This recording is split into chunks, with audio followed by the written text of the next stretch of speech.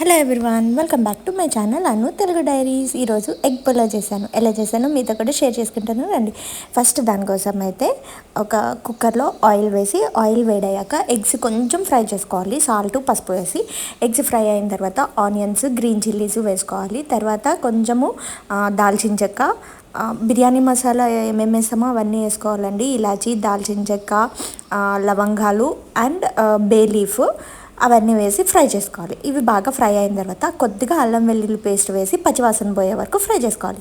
అల్లం వెల్లుల్లి పేస్ట్ కూడా ఫ్రై అయిపోయిన తర్వాత దాంట్లోకి మనం ఆల్రెడీ కట్ చేసి పెట్టుకున్న కొత్తిమీర, పుదీనా అండ్ నేను ఇక్కడ స్పెషల్గా ఏంటంటే పాలకూర వేసి చేస్తున్నాను అనమాట.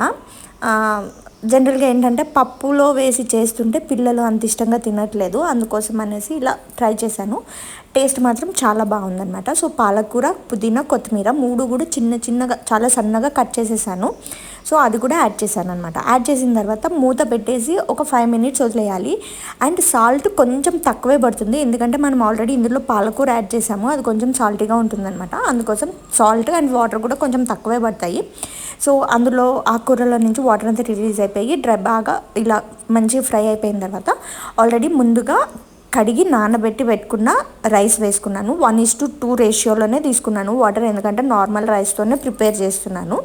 సో రెగ్యులర్గా తినే రైసేనండి, అందుకోసం 1:2 రేషియోలో వాటర్ వేసి కుక్కర్ లిడ్ పెట్టేసి 2 to 3 విజిల్స్ వచ్చే వరకు పెట్టుకుంటే మనకి వేడిగా పాలక్ ఎగ్ పులావ్ అనేది రెడీ అయిపోతుంది.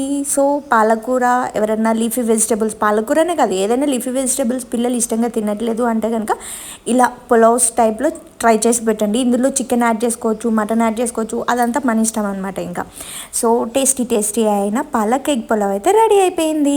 ఈ వీడియో కనుక మీకు నచ్చితే please like, share, comment and subscribe to my channel Anu Telugu diaries. Thank you so much for watching this video. Please subscribe to my channel.